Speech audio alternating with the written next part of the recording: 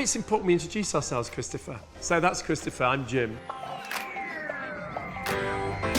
A little bit about us before we talk a little bit about the business. My background was in the world of beer for 8 years. I worked at Diageo and then I worked at Bass Brewers in sales and marketing. And then as I was rapidly approaching 30, I met this man here who wooed me into a creative agency called What If, where I worked for 10 years, where Chris and I grew the capability part of that business.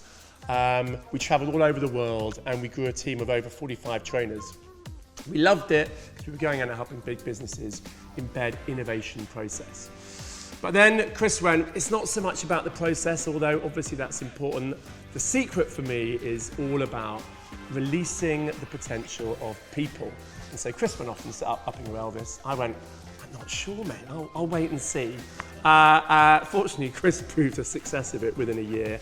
And then I joined him 7 years ago. And I love this stuff because it's all about people. And if we can innovate around people, that's where the magic happens, and that's what gets me connected. I started off life in the army of all places. You can probably tell I am still a lethal weapon. All right, it's fair to say I was way more of a lover than a fighter, so it didn't last for long.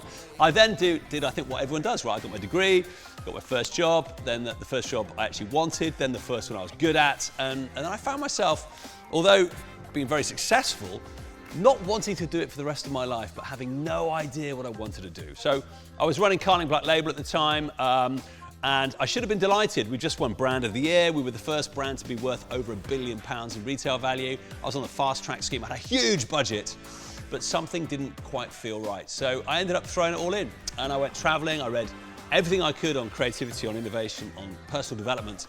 And that's really where I fell in love with the stuff that we're going to be sharing with you on film, because for me, coming up with inspiring possibility for people is where I think all the benefit comes. I mean, I love business, I love innovating around brands, but actually if you get the people bit right, the ROI will follow. So I'm a bit of a hippie, truth be told. I rein that in, don't worry about it. I whack the hippie back into it. I like some of the more esoteric and energetic stuff, but I combine that with kind of marketing and creative stuff. So hopefully you will find there's that nice combination going on. And I've written 4 books about it, so hopefully you will feel as if you're in relatively safe hands. Let's see.